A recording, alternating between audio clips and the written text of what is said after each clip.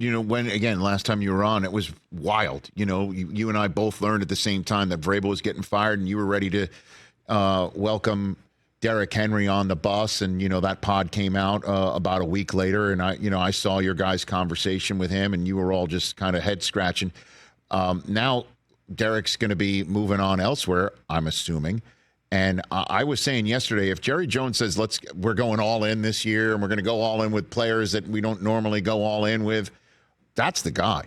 That would be the guy, right? I mean, do you have any idea what Derrick Henry's plans are at all, Taylor? Do you get any sense of that around him? Well, first I want to say thank you for watching the show. I appreciate that. The second thing is, during that episode, Yes. During that episode, Derrick did say, he believes he's got some great ball left in him. Yeah. He has no thought process of retiring and walking away from the game. To me, I mean, he needs to go to a team that he believes in his heart of hearts that has an opportunity to win the Super Bowl. And so I don't see him going to like a Chiefs or a Niners, because the Niners got McCaffrey and the Chiefs don't really run the ball like that. I think the Dallas Cowboys, he works out in Dallas in the offseason. Like, that's where he goes. That's where he trains from right now until OTAs start. That's where he will be at. That's an easy landing spot for Derrick with an offensive line with guys like Zach Martin on there. I know they get a little banged up here and there, but he would have, I mean, could you imagine a star on the side of Derrick Henry's head? How awesome that would be. That would be electric.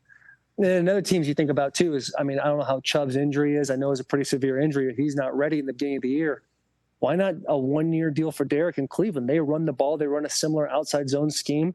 They do a great job out there. I mean, there's places he could go. But I think if you're looking at opportunities to improve a team, contenders, I'm thinking Cowboys, and I think the Ravens would be good too. I think those are the two teams. That would be something. But in terms of going to Dallas, like, you want to take any pressure off of Dak and not have to have him make the throws 30, 40 times in a playoff game maybe? Because, again, you're talking about playoffs.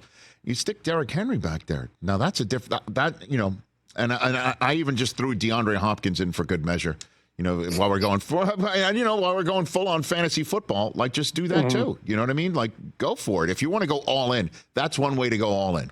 Period. Well, if you're going all in, why don't we just trade for Justin Jefferson too, dude? Yeah, that's trading. From Miami. I'm just saying, let's just go get them all. No, I'm just saying, just takes us some, creative capology, and just go, and it's just your money. Just go and get these guys. You know what I mean? Like, just do it. If there's a team that can do the capology, it's Jerry Jones. You saw him with Tyron Smith. He signed him to a 47-year deal, and he played through that whole damn contract the way it was leveled out. By the time Tyron Smith's deal was up, he was playing for pennies compared to his talent. And it's just, they do a great job. They do long-term contracts that help the team out and make the player feel like they're getting a whole bunch of money. Catch the Rich Eisen Show every single day on the Roku channel, 12 to 3 Eastern, for free.